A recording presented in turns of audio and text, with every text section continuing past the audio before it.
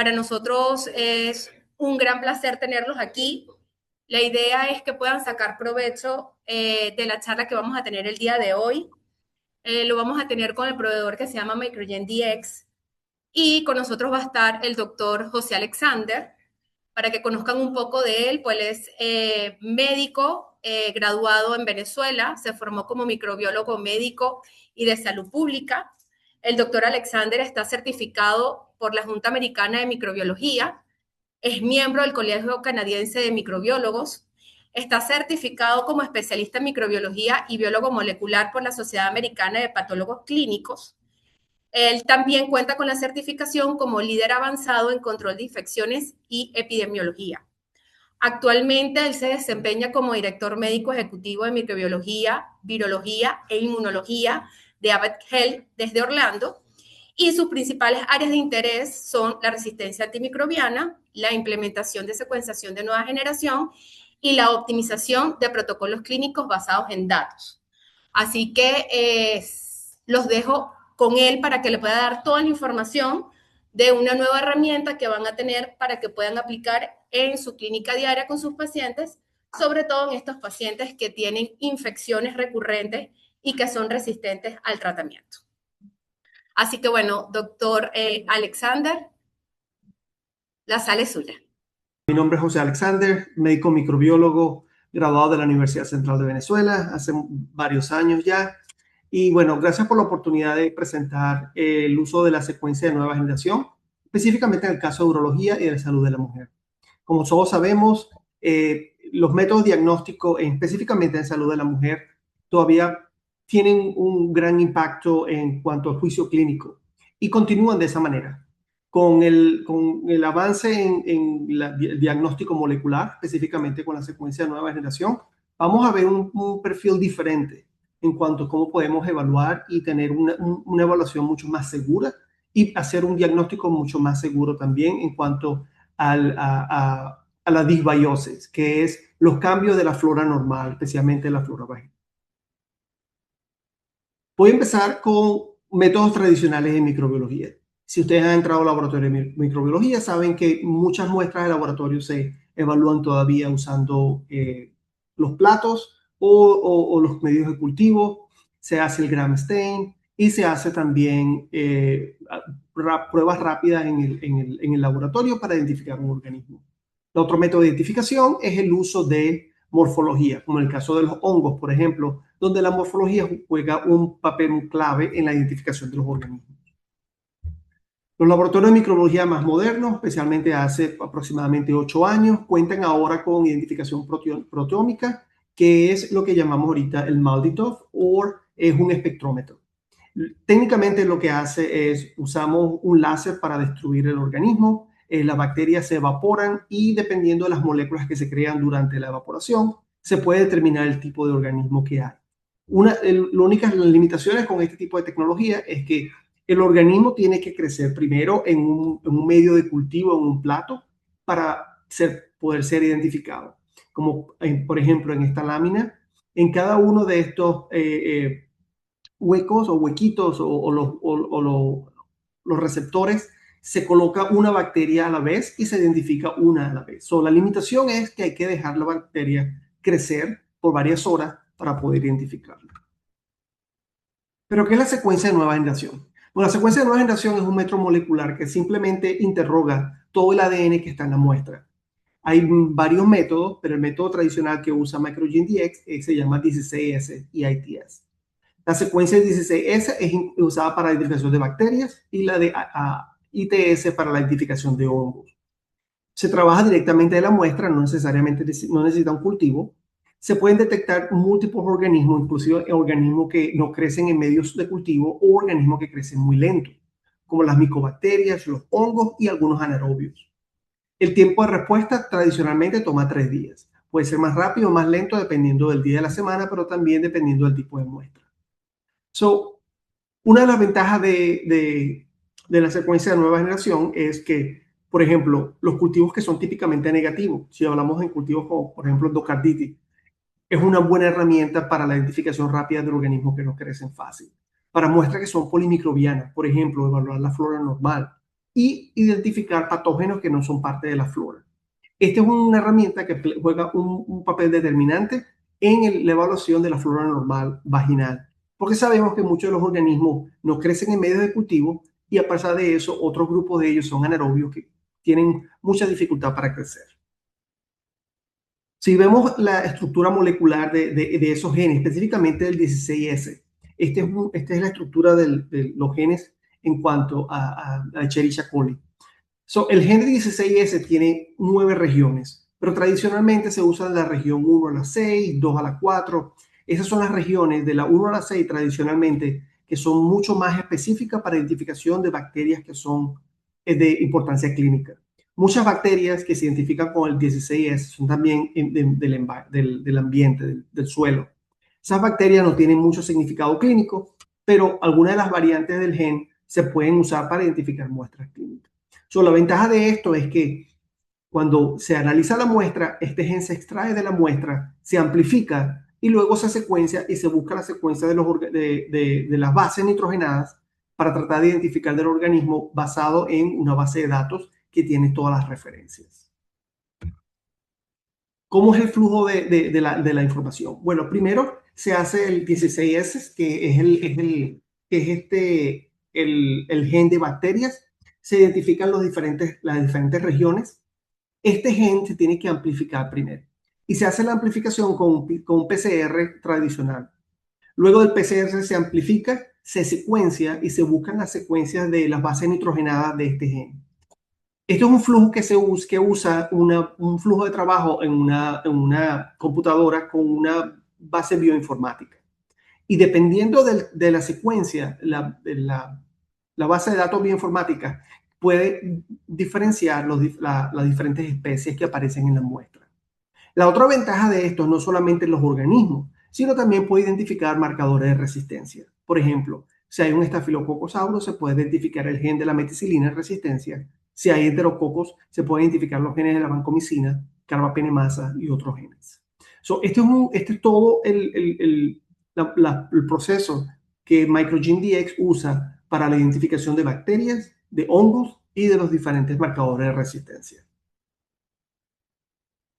Si vemos una muestra clínica cuando llega al laboratorio, el flujo de trabajo tradicional es que la muestra se coloca en platos y luego de los platos se incuban por aproximadamente 16 a 24 horas. Luego que los platos se incuban, las colonias tienen que aislarse, se incuban nuevamente. Después que se incuban y están aisladas, se hace el maldito que es la identificación. Cada colonia tiene que estar independientemente aislada. Después que se hace el aislamiento, cada uno de estos organismos se le hace una prueba de susceptibilidad completa para identificar si son susceptibles o resistentes. Si usamos el mismo procedimiento, pero con la secuencia de nueva generación, el procedimiento, de hecho, se hace mucho más rápido, puede cumplirse aproximadamente menos de 3 días, pero no necesita el periodo de incubación, no necesita el aislamiento de las colonias y todo se puede identificar directamente de la muestra. Es importante enfatizar que inclusive cuando usamos una muestra directa del paciente, el ADN del paciente no se analiza, el ADN del paciente completamente se descarta y solamente se analiza el ADN microbial que aparezca en la muestra. Como toda muestra de laboratorio, es importante enfatizar que el juicio clínico juega un papel crítico. Esta es una prueba más. Esto no es una prueba mágica o una prueba que va a cambiar el tratamiento del paciente si no hay un juicio racional del médico. Esta muestra, este tipo de test es muy valioso si hay un buen juicio clínico y eso es importante enfatizarlo. Mucha gente usa esta muestra sin juicio clínico y puede agregar mucho más confusión al cuadro diagnóstico en lugar de agregar ventajas. Lo importante es que se identifiquen las muestras apropiadas. Por ejemplo, líquido sinovial, fluidos, abscesos, muestras de tejido como biopsias, sangre, lavados bronquiales. Son muestras de alta calidad y son muestras que se usan típicamente para diagnóstico porque se sabe que en muchas de estas muestras no hay organismos. Pero aparte de eso, esta tecnología se puede usar para evaluar esos sitios anatómicos donde hay una flora normal, como en el caso de la flora vaginal. ¿Cuál es la colección de la muestra? Colección de muestras. Es importante para la colección de la muestra que en cuanto a la orina y la muestra vaginales, se utilice el mejor método apropiado. En cuanto a la orina, se recomienda que se use, si es posible, hacer una buena antisepsia de los genitales externos y usar un catéter. No un catéter que esté colocado como un Foley que esté colocado hace tiempo, sino entrar, cateterizar la uretra, la vejiga, tomar la muestra y salir. De esa manera se evita la flora normal. Eso es en el caso para el diagnóstico de infecciones urinarias.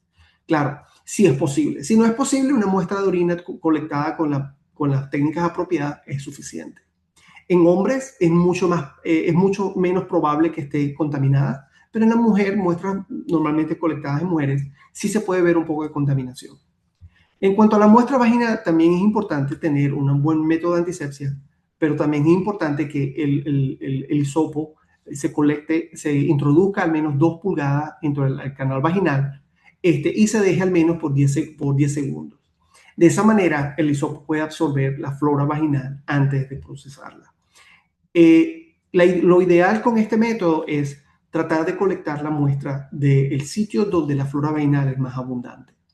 Esto garantiza que cuando se hace la muestra, se hace el análisis, podamos tener una perspectiva completa de lo que es la flora vaginal normal. ¿Pero qué es una flora vaginal normal? Bueno, tradicionalmente se considera que una flora es diversa y en cierta manera es cierta. Si vemos la flora gastrointestinal, la flora oral, son floras muy diversas. Pero en el caso de la flora vaginal, se sabe ahora, basado en estudios, que los lactobacilos tienen que ser dominantes. Y los lactobacilos son protectores, pero no todos los lactobacilos son los mismos. Una de las consideraciones también es la diversidad. La diversidad de la flora vaginal es baja y eso incluye una mejor protección. Tener una flora vaginal muy diversa no necesariamente significa protección. La flora vaginal tiene que ser de baja diversidad con predominancia de lactobacilos. Si usamos la secuencia de nueva generación, usamos especialmente los genes B3 y B4, las porciones del gen B3 y B4, se puede identificar el lactobacillus crispato, que como vamos a ver posteriormente, es uno de los más importantes para la flora vaginal. Y la población, la flora vaginal cambia en la población. Hay muchos diferentes variantes demográficas, como la raza, etnicidad, la edad, el índice de masa corporal, el estatus hormonal puede un papel clave que puede cambiar la flora normal. Si vemos en la imagen, los lactobacilos producen ácido láctico que disminuyen el pH. Eso es técnicamente todo la base fisiológica de cómo la flora vaginal protege.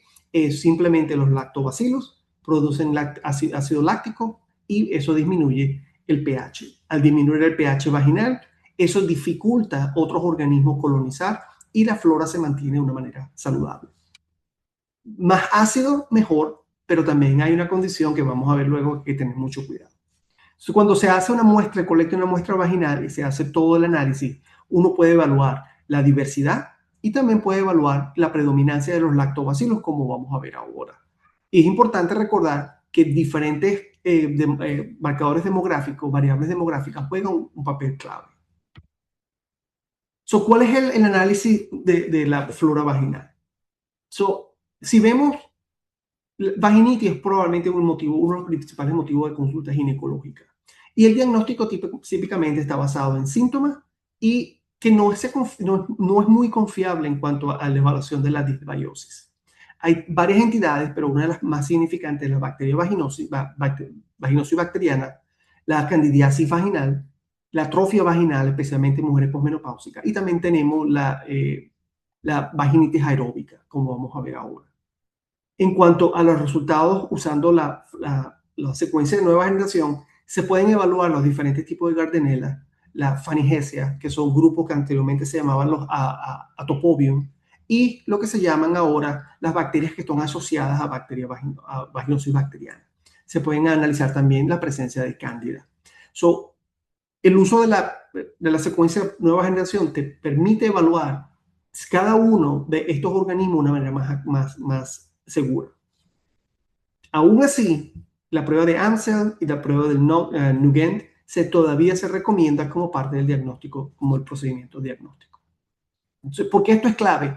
Porque cuando la secuencia de nueva generación es un método clave para entender la flora microbial. Es importante tenerlo y evaluarlo en cuanto a toda la perspectiva clínica del paciente. No una muestra simplemente sin muestra clínica, que eso vamos a discutir también, pero también es importante poner eso en correlacionar la muestra clínica con la presencia de la sintomatología con la secuencia de nueva generación. Y cuando evaluamos la flora vaginal, es importante considerar los diferentes estados comunitarios, lo que se llaman el CST1 al 5.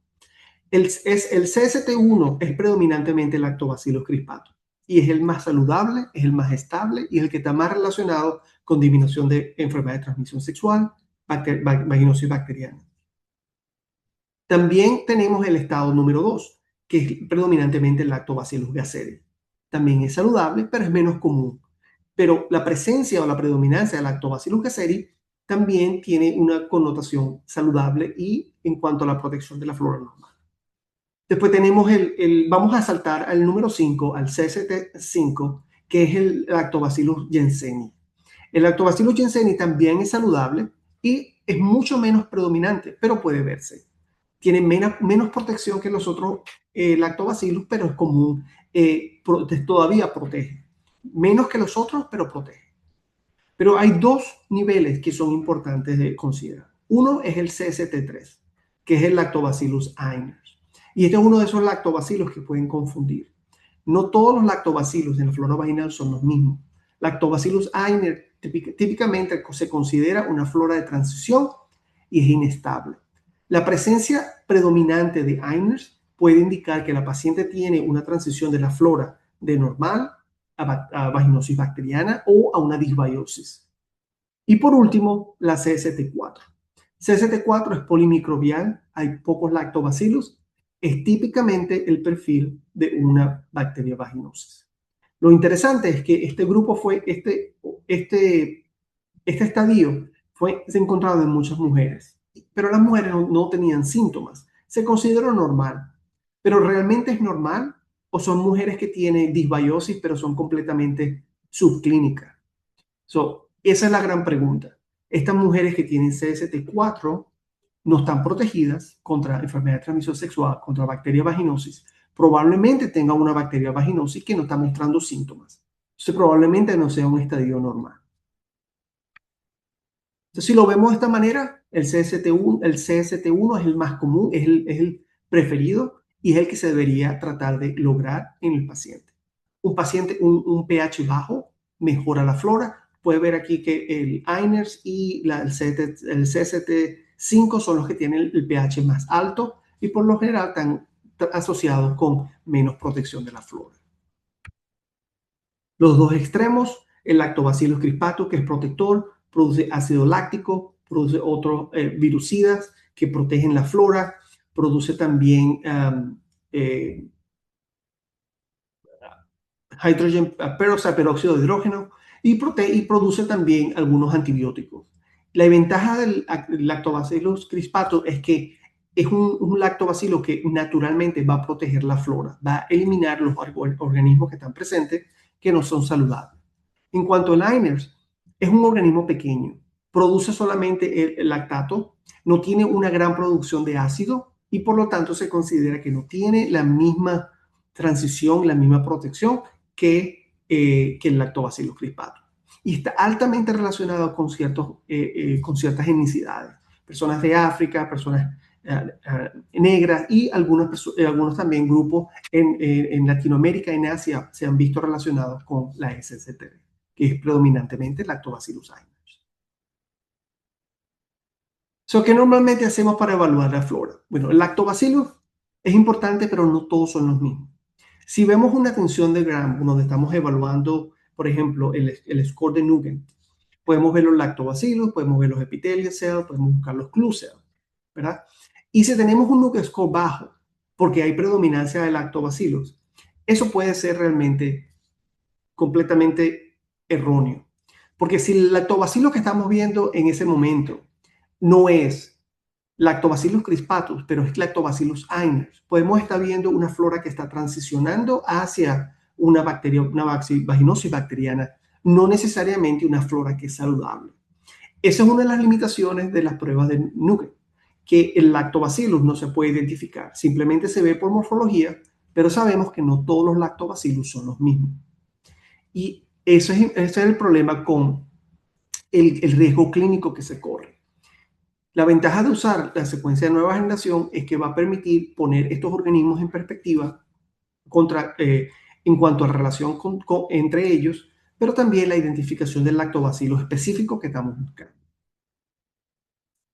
Y sabemos que la disbiosis vaginal puede crear infecciones urinarias recurrentes e inclusive crónicas, porque el canal vaginal, la flora vaginal es el reservorio primario para uropatógenos, específicamente el E. coli. La pérdida de la predominancia de los lactobacillus puede influenciar en la colonización, especialmente por estos patógenos, que se pueden colonizar la flora vaginal y de allí constantemente produciendo infecciones urinarias. En el caso del CST4, que hay una disbiosis, que se eleva la probabilidad de vaginosis bacteriana, hay un incremento de la carga rectovaginal de Escherichia coli, y eso empieza a crear un desbalance en la flora y empieza la colonización de los anaerobios. Entonces, por eso es importante que la flora vaginal juegue un papel importantísimo cuando estamos evaluando un paciente, especialmente pacientes que tienen infecciones urinarias o infecciones crónicas. ¿Por qué digo esto?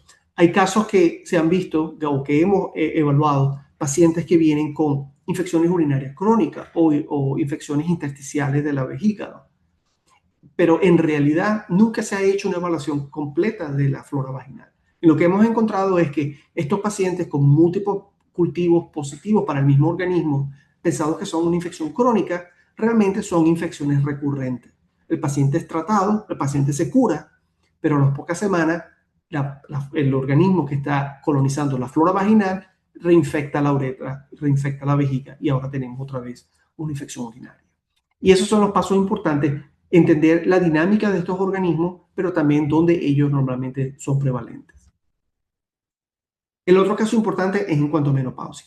La atrofia vaginal juega un papel significativo, especialmente por la pérdida del estrógeno, la pérdida del glucógeno epitelial, se pierde el epitelio, el lactobacillus pierde la capacidad de nutrirse con el glucógeno y hay un colapso de los CST1, 2 y 3 que lleva al estadio 4. Esa es otra transición normal a un paciente, especialmente en pacientes menopáusicos. El síndrome genitourinario y la menopausia está enfatizado por la atrofia vulvovaginal y todos esos cambios producen un incremento del pH que a la vez incrementa la proliferación de bacterias, específicamente anaerobios. Esto es importantísimo que en pacientes menopáusicos, cuando se está tratando infecciones urinarias crónicas o se está evaluando la flora vaginal, se tenga en consideración el balance hormonal. El reemplazo hormonal es crítico para recuperar el epitelio, que se recupere el glucógeno, y el glucógeno a la vez va a producir el nutriente o va a servir de nutriente para los lactobacilos que puedan repopularse. Es bien difícil que una paciente menopáusica con una flora vaginal completamente en desbalance se recupere con lactobacillus si no hay una recuperación del epitelio. La vaginosis bacteriana. Se crea un biofilm que es polimicrobiano y eso incrementa la protección de estos organismos en el biofilm y hace muy difícil para poder recuperar la flora.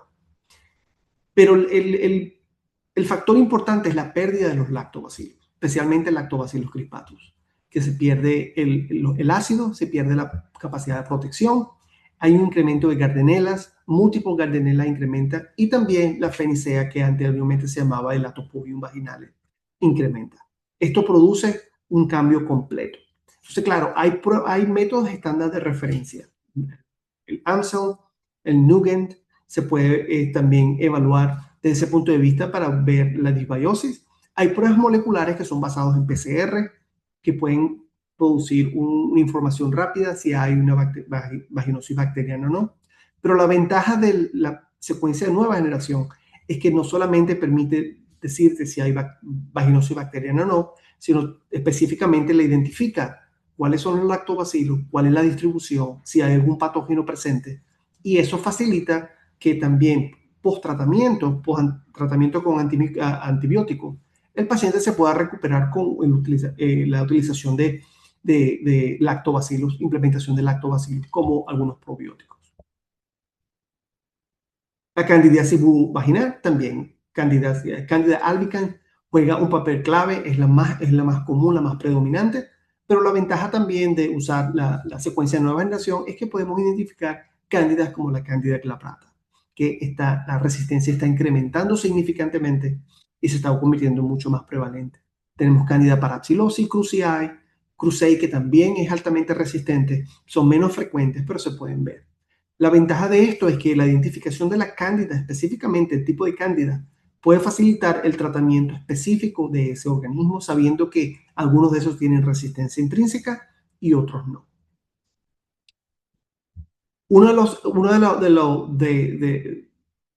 De la importancia con esto es que la candidiasis vulvovaginal también tiene una etiología similar a la vaginosis bacteriana. Comienza con una pérdida de lactobacillus y a veces tiene una correlación, está conjunta en el mismo cuadro clínico. La paciente tiene candidiasis vulvovaginal y tiene al mismo tiempo vaginosis bacteriana. Hay otra entidad que es bien interesante y muchas veces no se le da la importancia clínica que necesita y se llama vaginosis citolítica o descamativa. Y esos son los típicos casos de mujeres que vienen a la consulta presentando síntomas vaginales, discutiendo la descarga vaginal, el ardor o el dolor que tienen. Puede estar relacionada con el ciclo menstrual. Cuando hacen algunas pruebas moleculares, le hacen la prueba de Nugent, todos aparecen normal. Y la razón es que, desde el punto de vista de la conformación de la flora, es normal. Como fue descrita en 1991, la citolisis de Döderlein es un sobrecrecimiento de lactobacillus. A veces no es un sobrecrecimiento normal, es que la paciente es muy sensible a la presencia del ácido de este organismo. El lactobacillus produce ácido naturalmente y eso es lo que queremos, que esté allí, el ácido va a proteger. Pero a veces produce una cantidad de ácido tan alta que acidifica el medio y empieza a destruir el epitelio. Y produce descarga, dolor, ardor. Normalmente no está relacionada con el olor, pero puede estar también de esa manera. Los síntomas de la vaginosis citolítica o descamativa se asemejan mucho a una vaginosis bacteriana. Pero uno de los criterios más importantes es el pH. pH normalmente es por debajo de 4. Y una de las importancias con esto es que cuando vemos desde un punto de vista de la secuencia de nueva generación, podemos ver una flora vaginal que luce normal en el resultado, predominantemente el Lactobacillus crispatus, pero cuando hacemos las pruebas de pH son sumamente ácidas y el síntoma clínico es el diagnóstico diferencial. Lactobacillus crispatus es el más común, aunque Einers ha sido involucrado en estos casos, realmente el organismo que causa la vaginosis citolítica es Lactobacillus crispatus. En el caso de Einers, probablemente lo que se está viendo es una transición a una vaginosis bacteriana. Entonces, el sobrecrecimiento de los lactobacilos, específicamente crispatus, produciendo una gran cantidad de ácido, destruye el epitelio. Entonces, los criterios de diagnóstico, un pH bajo, puede haber un wet mount con abundancia de lactobacillus, puede haber fragmentos de citoplasma, pocos glóbulos blancos, pocas yeast o levaduras y normalmente negativo para las diferentes pruebas. Es importante que la vaginosis citolítica es una prueba diferencial, una prueba por descarte. Se hacen todas las pruebas de descarte de los otros métodos, se reconoce que la flora está balanceada desde el punto de vista usando una prueba de nueva generación, una secuencia de nueva generación, la predominancia del Lactobacillus crispatus está allí y el pH es ácido. Si podemos ver aquí, el perfil comúnmente está predominantemente Lactobacillus crispatus con más del 90% de los casos. Entonces, esto es importante porque La secuencia de nueva generación también puede descartar la presencia de otros organismos, como puede ser la bacteria vaginosis bacteriana, la presencia de levaduras o inclusive tricomonas. Aquí le voy a mostrar un caso. Este fue un caso de una vaginitis aeróbica. Y el caso de vaginitis aeróbica tiene un perfil bien característico. Esto es una mujer de 32 años con síntomas vaginales severos que incluyen secreción purulenta, sensación de ardor, dolor y molestias. Tiene múltiples terapias antimicrobianas locales. Los síntomas fueron recurrentes durante 5 meses. Una puntuación de Nugget de 3 con presencia de leucocitos. Inclusive cuando el Nugget fue normal. Si vemos en esta prueba específicamente, podemos ver, uno, la carga bacteriana. Y cuando tenemos estas pruebas, hay diferentes maneras de ver. Uno de ellos es la carga bacteriana. En este caso fue medio. Medio es aproximadamente de 10 a la 5 a 10 a la 7. Quiere decir entre alrededor de 100.000 organismos presentes en la muestra.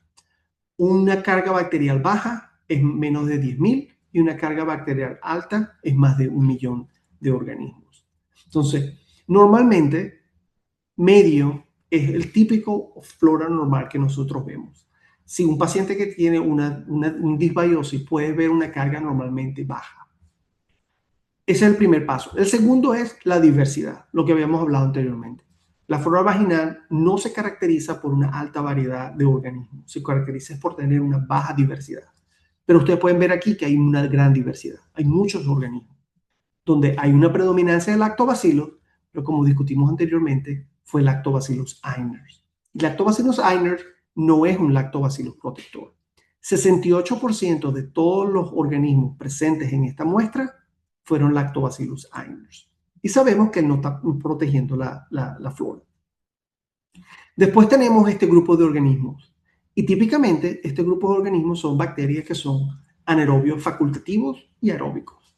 Si pueden ver aquí la porción que dice respiración, pueden ver que son anaerobios facultativos, excepto por la prebotela, que es un anaerobio. Pero la predominancia de anaerobios facultativos indica que este organismo es, de hecho, este cuadro clínico es una vaginitis aeróbica.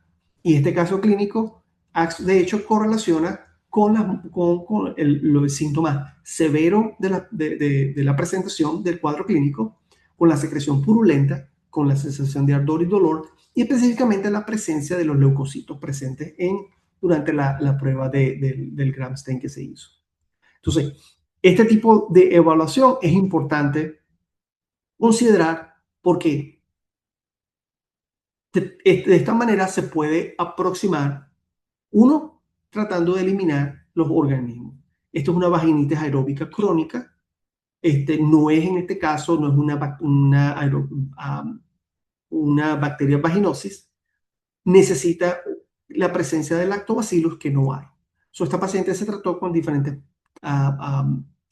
muestras con tratamientos vaginales. Se usó en este caso clindamicina para eliminar los gram positivos que habían presentes y se usó posteriormente el uso del lactobacillus cripatus y supositorios vaginales de lactobacillus cripatus para recuperar la flora. Ahora, ¿se tiene que utilizar cada uno de estos antibióticos contra cada uno de los organismos? Realmente no se necesita. Eso sería más en caso si aparece un patógeno significativo que hay que atacar directamente.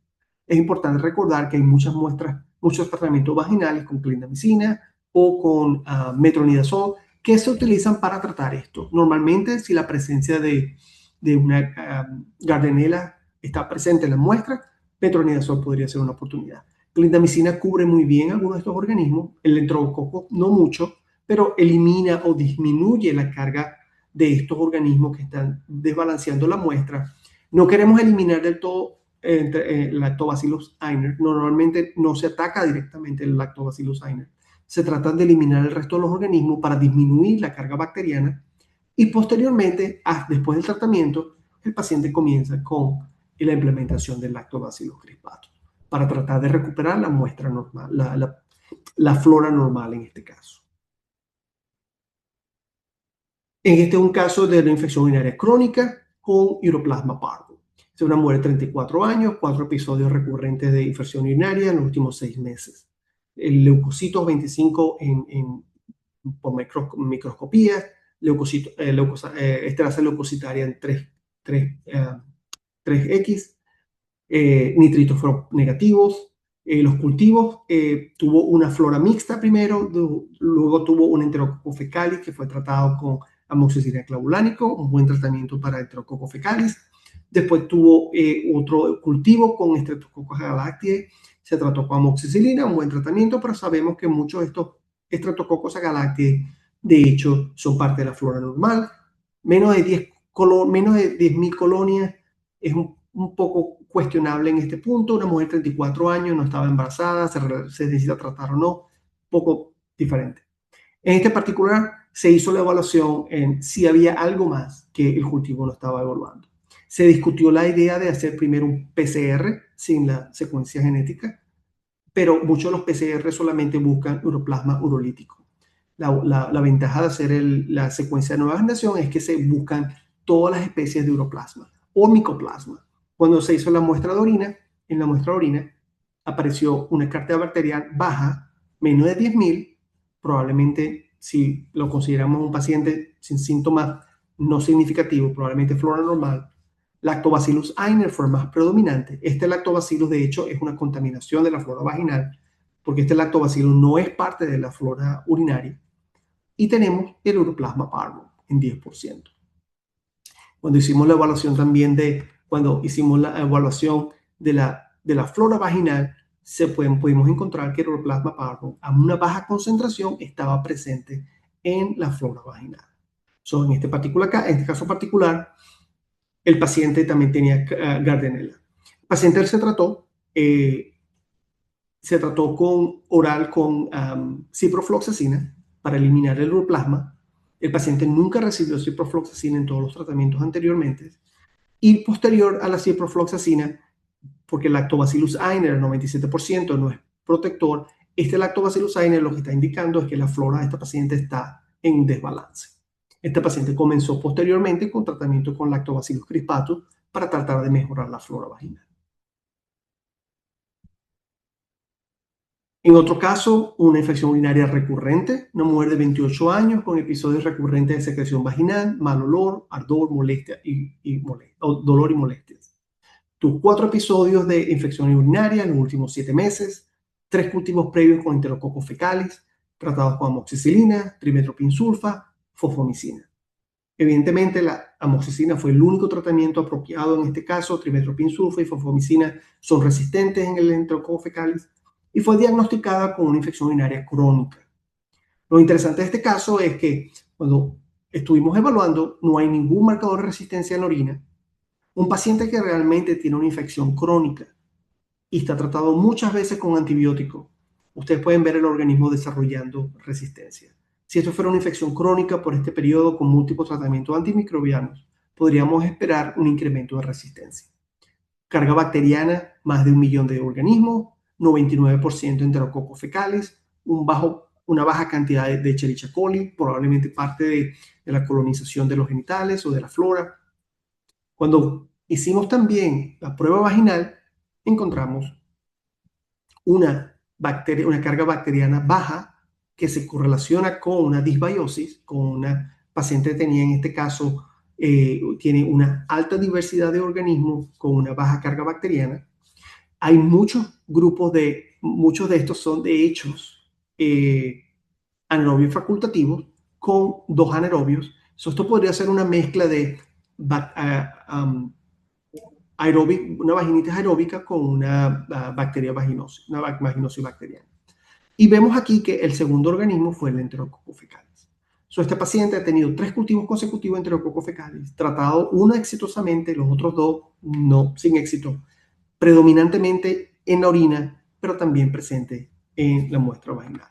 Este paciente fue una infección urinaria recurrente por Enterococcus fecalis, una bacteria vaginosis con una vaginosis aeróbica. Tuvo un tratamiento, fue tratado con ciprofloxacina oral para eliminar no solamente los anaerobios y la flora, pero también el Enterococcus fecalis. Clindamicina vaginal para disminuir la carga vaginal de organismos y luego con cápsulas de Lactobacillus crispatus para recuperar la flora. El tratamiento de este paciente pueden ver que es de diferentes tiene una aproximación diferente. No es simplemente tratar la enfermedad urinaria, pero fue también buscar si había una colonización de este paciente y tratar la colonización y tratar de mejorar. Aquí tenemos un paciente con una vaginosis citolítica. Esta fue una mujer de 37 años con síntomas vaginales relacionados con vaginosis bacteriana, tradicionalmente, secreción, sensación de ardor, dolor y molestia. Muchas veces fue diagnosticada clínicamente como vaginosis bacteriana. Múltiples pruebas fueron negativas con el PCR, no mostró que había vaginosis bacteriana. El gram de tensión de gran vaginal no había células de guía. El montaje en fresco no se observaron tricomonas ni levaduras. El cultivo no se halló nada significativo. El pH fue de 3.2. Cuando todo esto resultado normal, con una presentación clínica similar a bacteriovaginosis, se le hizo al paciente una secuencia de nueva generación y se consiguió que había Lactobacillus crispatus 99%, una carga bacteriana mediana con un poquito de prebotella. La presencia del Lactobacillus crispatus con una baja diversidad que muestra una flora vaginal normal, con todas las pruebas negativas, con un pH de 3.2, esta paciente se hizo el diagnóstico de vaginosis citolítica. Esta es una entidad bien interesante porque muchas veces el paciente, los casos que he visto, que no han sido muchos, yo no soy ginecólogo, yo soy médico microbiólogo, yo consulto otras especialidades, especialmente ginecólogos en estos casos. Y una de las características que he visto en algunos de estos pacientes es que muchas refieren que se sienten como que están locas, que todo está negativo, pero ya tienen síntomas. Y es importante reconocer eso porque la sintomatología es similar a una vaginosis bacteriana. Pero cuando se hacen todas las pruebas tradicionales de laboratorio, todo indica de que todo está normal. Y esto es importante reconocerlo porque la vaginosis citolítica es un diagnóstico de descarte. Cuando se ha descartado todas las otras entidades clínicas y tiene estos los indicadores específicos, este es un diagnóstico que se puede hacer. En este particular caso, los síntomas más el pH, Lactobacillus crispatus, vaginosis citolítica. No se quiere matar al lactobacilo, eso no es, eliminar el lactobacilo es disminuir la protección en la mujer. Lo que se quiere es disminuir la sintomatología y mejorar los síntomas en este caso. Este fue un caso de un hombre, una prostatitis infecciosa, un hombre de 63 años con dolor crónico de piso pélvico, reducción de flujo urinario y dificultad para orinar. El paciente ha tenido muchos múltiples cultivos positivos. La mayoría de ellos con baja colonia, conteo de colonia, con Escherichia coli. Y el paciente ha sido tratado muchas veces con fosfomicina, amoxicilina clavulánico. Infecciones urinarias en hombres es bien infrecuente, pero en este caso particular se descartó que el paciente tenga algún proceso prostático con antígeno prostático. Con el fluido seminal había leucocitos, abundantes de leucocitos, y las pruebas de uranálisis mostró glóbulos blancos y esterasa-leucocitario. Lo interesante de este caso es que la carga bacteriana fue baja en el semen, menos de 10.000 organismos. Pero el Escherichia coli estaba allí, pero también había un Enterobacter. El Enterobacter es un Enterobacter homechi. Enterobacter homechi es parte del Enterobacter cloacae complex. Algunos métodos laboratorios no lo identifican. Este organismo es resistente a amoxicilina clavulánico y a fosfomicina. Este es un organismo que es parte de un grupo que se llama SPICE, que tienen resistencia intrínseca a algunos beta-lactams y a fosfomicina. A pesar de eso, había parte de la flora uretral y la flora normal uretral, algunos estafilococos que habían presentes. En este caso particular, el paciente se diagnosticó con prostatitis infecciosa por Enterobacter homechi, que es parte del complejo cloaca. Uno de los importantes aspectos de esto es que con los pocos casos que yo particularmente he visto con prostatitis infecciosa, es importante esta prueba usarla en conjunto con otras pruebas de laboratorio. La evaluación del fluido seminal, inclusive el análisis del semen, como se hace para los casos de infertilidad, para buscar células redondas, para buscar glóbulos blancos. puede jugar un papel importante para diferenciar si realmente lo que estamos viendo es una prostatitis infecciosa o no. La prueba de MicroGene-Dx, la secuencia de nueva generación, le va a indicar los organismos presentes y le va a indicar dónde el tratamiento debería enfocarse. Pero el cuadro clínico tiene que resolverse desde el punto de vista clínico y de usando otras pruebas de laboratorio. Y eso es lo que hace la prueba mucho más exitosa. En este caso particular, todas las indicaciones clínicas indicaban que podía ser una prostatitis infecciosa, pero el cultivo estaba llevando a un tratamiento erróneo múltiples veces. En este caso particular se encontró el Enterobacter hoemii y el paciente fue tratado. En este caso. El paciente se trató en este caso con ciprofloxacina, que es un tratamiento oral y también en este caso tiene mejor ataque y susceptibilidad para el Enterobacter hoemii. El punto de vista es que la prostatitis infecciosa, los casos de pacientes que presentan sospechando que puedan tener prostatitis son bien confusos. Algunos de esos casos, la mayoría de esos casos, MicroGene-Dx ayuda a diferenciar que no es infeccioso. La mayoría de los casos no es confirmatorio para una prostatitis, pero ayuda a descartar que no es infecciosa. Y ese es otro punto importante del uso del test. Una buena colección de la muestra, un buen análisis y evaluación clínica del paciente, otras muestras de laboratorio que pueden ayudar a identificar infección, inflamación, y si hay la sospecha clínica de una infección, MicroGene-Dx puede ayudar a guiar cuál es el organismo que se necesita tratar en este caso. En conclusión, la idea de la presentación es que como médicos tenemos ahora acceso a una herramienta como la secuencia de nueva generación, que es una herramienta bien importante, poderosa para el diagnóstico, pero hay que tener mucho cuidado cómo se usa. Hay que usarlo con juicio clínico para el diagnóstico diferencial, para comprobar lo que clínicamente sospechamos. Se tiene que usar con otras pruebas de laboratorio para tener un mejor enfoque y también se puede usar para evaluar la flora normal. La flora microbiana vaginal está compuesta por lactobacillus y crispatus juega un papel importantísimo. Einers no es el mejor lactobacillus, hay que tener mucho cuidado con ese organismo. Evaluar al paciente desde el punto de vista del estado comunitario de la flora es importante para colocarlo en el estadio que necesita. Usar otras pruebas tradicionales es importante para tener el cuadro completo.